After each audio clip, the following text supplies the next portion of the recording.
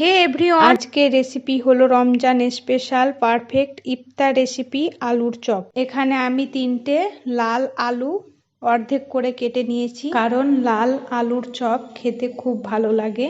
আলু সেদ্ধ করার জন্য প্যানে দিয়ে দেব। আলুগুলো খোসা সমেত সেদ্ধ করতে হবে, তাহলে চপের পুর পারফেক্ট হবে। আর পুর যত ভালো হবে চপ খেতে তত বেশি ভালো লাগবে। প্যান ওভেনে চাপিয়ে আলু সেদ্ধ করে নেব।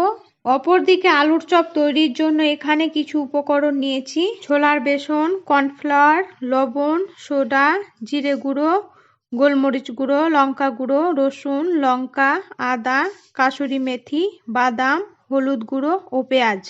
আদা, রসুন ও লঙ্কা পেস্ট করে নেব। পেস্ট করা হয়ে গেছে, পাশে রেখে দেব। আর এইদিকে দেখুন আলু সেদ্ধ হয়ে গেছে, গ্যাস অফ করে দেব।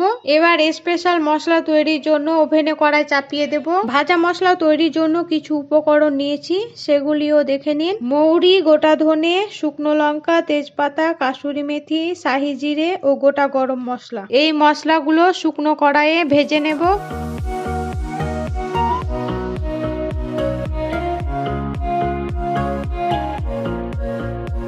খুব সুন্দর একটা স্মেল বেরিয়েছে। এবার মশলাগুলো একটা পাত্রে ট্রান্সফার করে নেব। মশলা ঠান্ডা করে পাউডার করে নেব।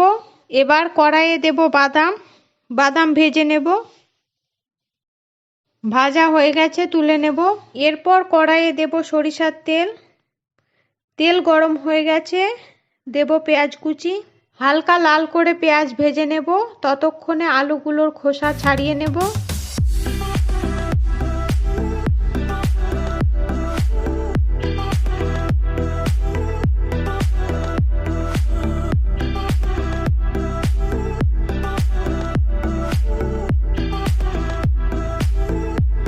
সবগুলো আলুর খোসা ছাড়ানো হয়ে গেছে, আর এইদিকে পেঁয়াজ হালকা লাল হয়ে গেছে। পেঁয়াজে দিয়ে দেব একসাথে পেস্ট করে রাখা আদা, লঙ্কা, রসুন।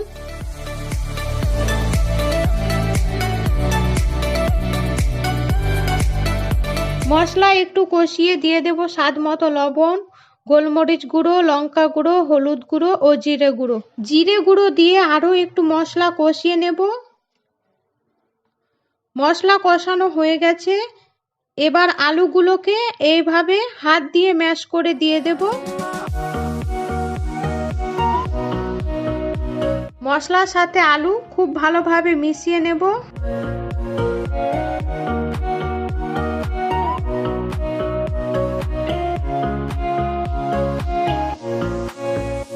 মেশানো হয়ে গেছে, দিয়ে দেব ভেজে রাখা বাদাম। বাদাম থেকে খোসা ছাড়িয়ে নিয়েছি।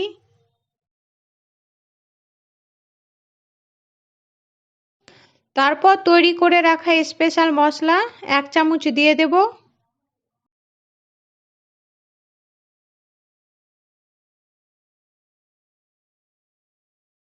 চপের পুর রেডি হয়ে গেছে, একটা পাত্রে ট্রান্সফার করে নেব। আপনারা এখানে ধনেপাতা কুচিও অ্যাড করতে পারেন। পুর ঠান্ডা হতে দেব, ততক্ষণে বেসন গুলে নেব। তার জন্য একটা পাত্রে দেব 1 বাটি বেসন, স্বাদ মতো লবণ, লঙ্কা গুঁড়ো, সোডা, 2 চামচ কর্নফ্লাওয়ার, হলুদ গুঁড়ো ও গোলমরিচ গুঁড়ো। সব কিছুকে ভালোভাবে মিশিয়ে নেব, আর একটু একটু করে জল দিয়ে বেসন গুলে নেব।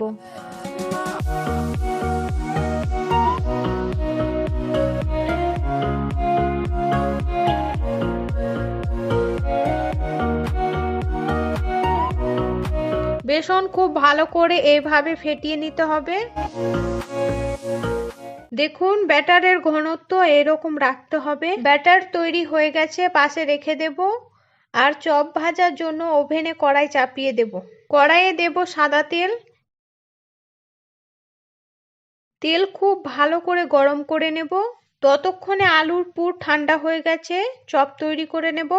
অল্প করে আলুর পুর নিয়ে এভাবে 2 হাত দিয়ে গোল করে নেব। তারপর চাপ দিয়ে গোল করে বড় করে নেব। আর হালকা শুকনো বেসন চপের 2 দিকে লাগিয়ে একটা পাত্রে রেখে দেব। এইভাবে এক এক করে সবগুলো চপ তৈরি করে নেব। সবগুলো চপ তৈরি করে নিয়েছি, আর এইদিকে তেল খুব ভালোভাবে গরম হয়ে গেছে। এবার চপ ভেজে নেব, তাই এক এক করে বেসনে চুবিয়ে তেলে দিয়ে দেব। চপ ভাজার সময় গ্যাসের ফ্লেম হাই রাখবো।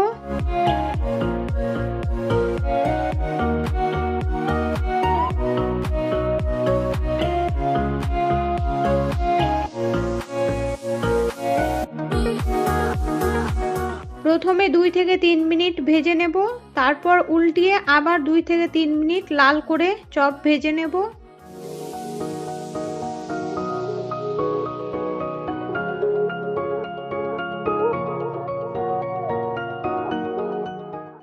দেখুন চপগুলো কতটা ফুলেছে। ভাজা হয়ে গেছে, তুলে নেব।